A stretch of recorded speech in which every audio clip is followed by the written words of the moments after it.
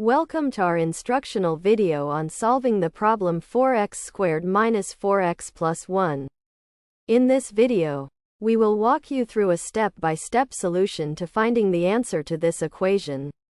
Let's get started. Step 1 involves identifying the structure of the quadratic expression 4x squared minus 4x plus 1. Notice that this expression can be written in the form of a squared term. Specifically, we observe that this expression resembles the square of a binomial. Consider rewriting the quadratic expression as the square of a binomial. In this case, observe that 4x squared is the same as 2x quantity squared. Also, 1 is the same as 1 quantity squared. Thus, the middle term minus 4x can be seen as 2 times 2x times 1.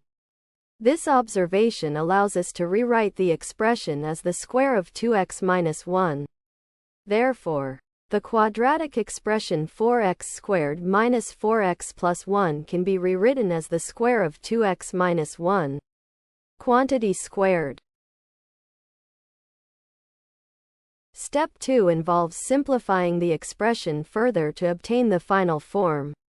Since we have already rewritten the original quadratic expression 4x squared minus 4x plus 1 as 2x minus 1 quantity squared, we now need to confirm that this form correctly represents the initial expression.